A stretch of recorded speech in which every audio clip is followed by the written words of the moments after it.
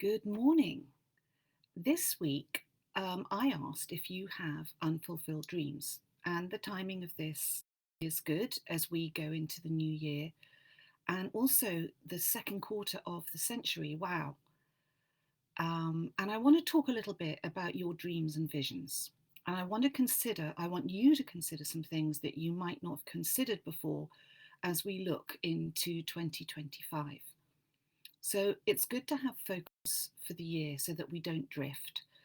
Vision gives us focus. In fact, the Bible tells us in Proverbs 29:18 that where there is no clear prophetic vision, people quickly wander astray.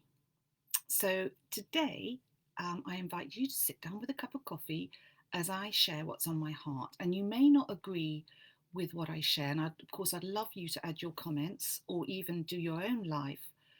But I'm just sharing with you my experiences and observations, which actually I've taken years to understand and get to these conclusions. And so I want to just give these to you now as a gift for you to receive or not receive. Please forgive me for looking at my notes. I'm going to keep looking at my notes today because I was getting inspiration for this talk as usual as I was walking on the cliff and I was able to speak into my phone. So, first of all, vision. In case you don't know, it can be described, it's a statement that describes your desired future. And, sorry, just fiddling with something here. And a vision inspires and motivates you to reach your goals. And while goals are specific targets that you work towards to achieve your results. And I think part of my vision includes obtaining, a fulfilled life. I've still got a few decades to go, possibly. And I want to be free to do the things that I want to do. I want to fulfill the dreams that our family have for our mission work in Uganda. And I want enough provision for all of it. I'm not saying I want loads of money, but I want to not worry about my finances.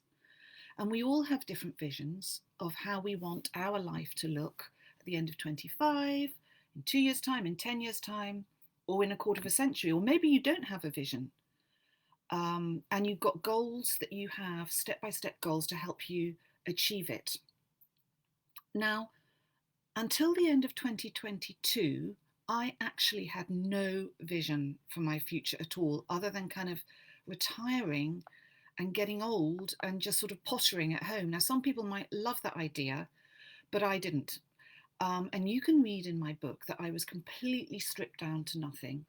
And you could look at me and say, well, Vanessa has no dreams and visions. She gave up her career. Her kids have left home. She's not in a church anymore. She's not in a ministry. She's not doing anything. And that's what that was the truth. And I literally got to the end of myself and thought I was nobody. I thought I was disappearing, that I had no voice, that I wasn't seen, and that people weren't interested in me.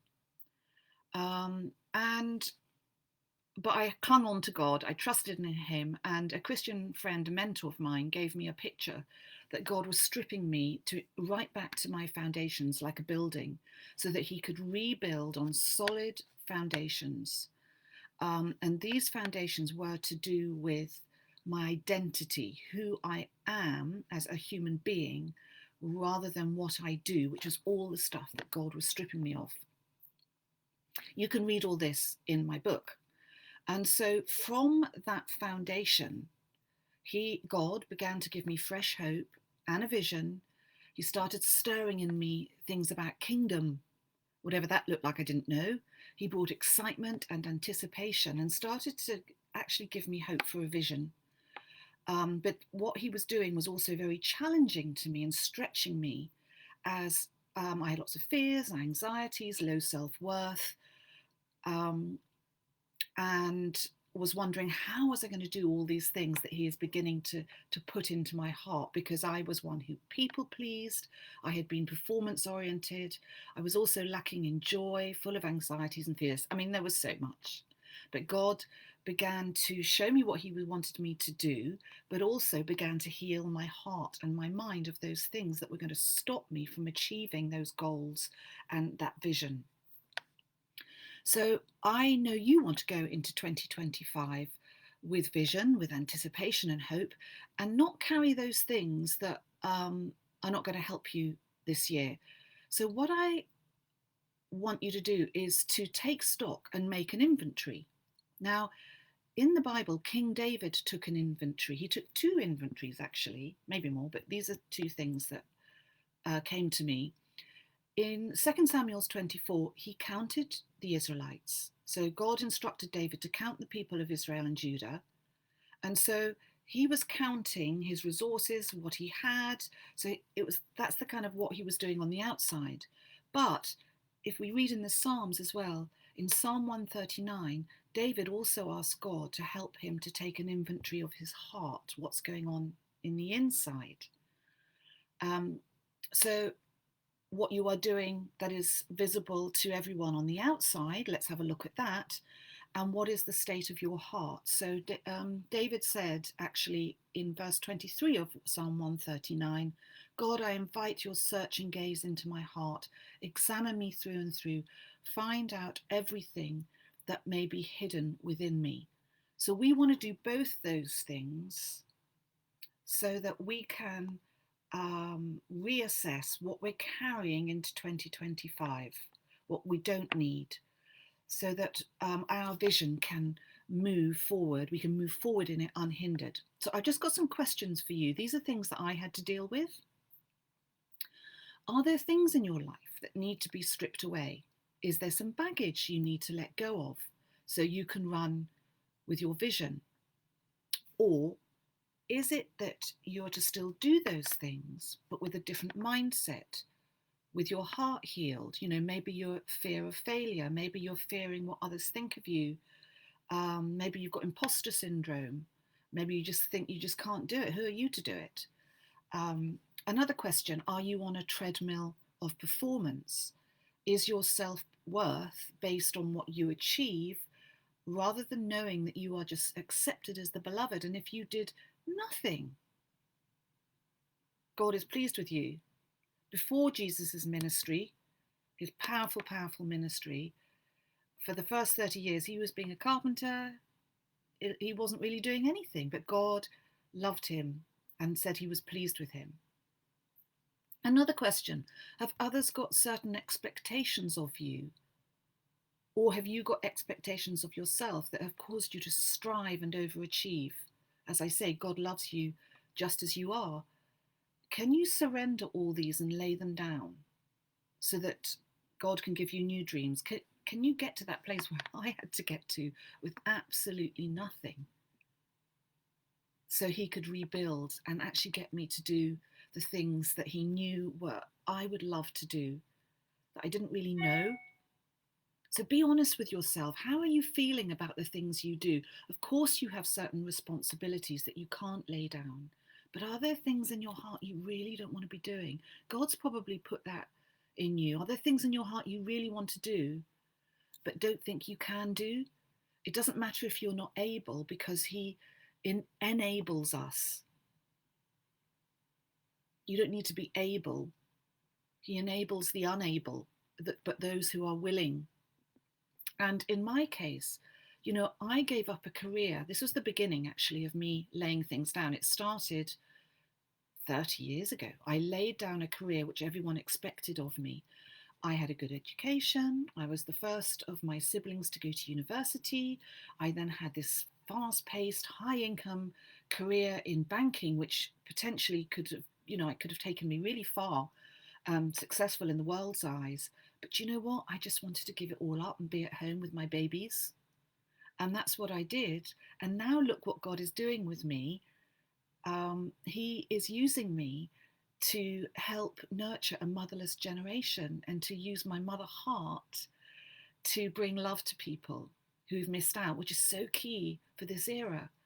So wow, he was developing and setting me on my right foundations right from then for the vision he has for me, which is always good. So another thing I want to ask is, you may also be doing the right thing. You're doing what is on your heart, the goal, you're heading for the right goals, for the vision that God has for you.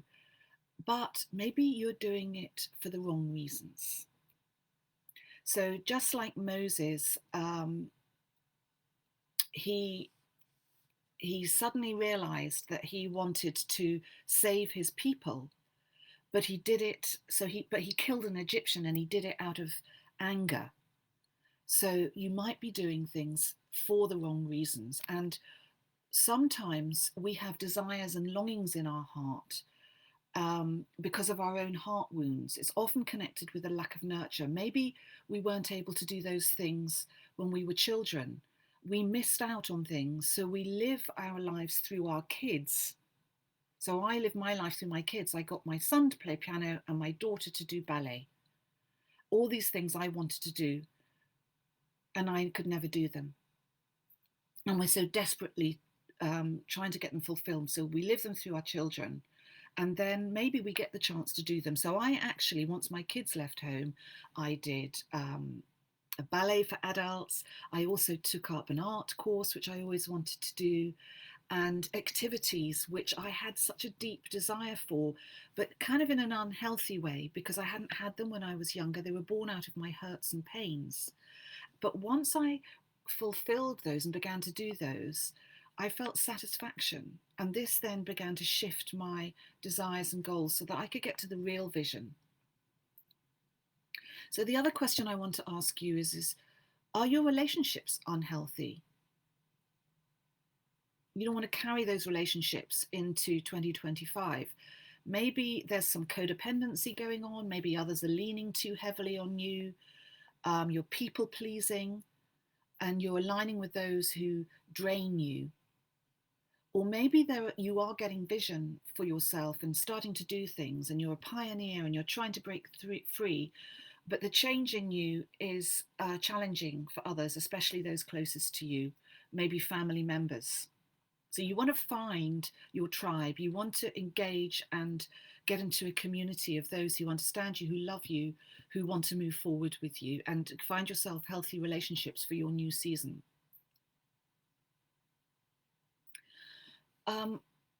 And as you allow God to strip you back of the things that you don't want to carry into next year, it may force you to deal with some uncomfortable realities of where you are, because if you've got your worth from what you do rather than who you are going to feel exposed. You're going to feel inadequate. You're going to see your lack of self-worth and self-esteem because it could have been based on what you did and how others look at you and how you look at yourself.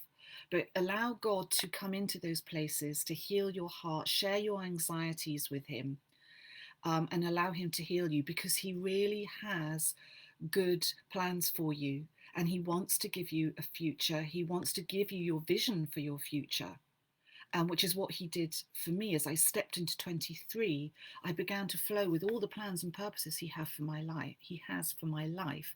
And as I did it, as he showed me what he had for me, I also had heart healing sessions along the way, which, as you know, I now do, because I needed it to reach this amazing destiny that he has for me. And I want to tell you that what he has for you is so unique, and he knit you in your mother's womb. He planned you in advance, so he's equipped you for it. Everything that you need, he's put inside you. Your character, the things you love, the things you're good at, even the things you're not good at. If he's called you to do it, as I said before, he will equip you to do it. So, sorry this has been so long, but aside from the questions, I'd love you to just listen to this again, jot down the questions, answer some of those questions for yourself as you take an inventory. But I've also got a tool for you right now, which I want you to use. God speaks to our imagination. In the Bible, Paul, Paul, who was Saul, calls it the eyes of our heart. And it's okay to dream and imagine our futures with God. We are made in his image, and together with God, we can co-create. We are to create with him. And some of you are very creative. Others of you have kind of stifled that creativity. And I want you to find a quiet place and time. I want you to just sit and thank Jesus for all he's done for you. It's important to thank him. It's a helpful tool because it will help you connect with him and open up your connectors in your brain that will help you to relate to him, because he's always there. He's always with us. He is Emmanuel, and he wants to connect with us.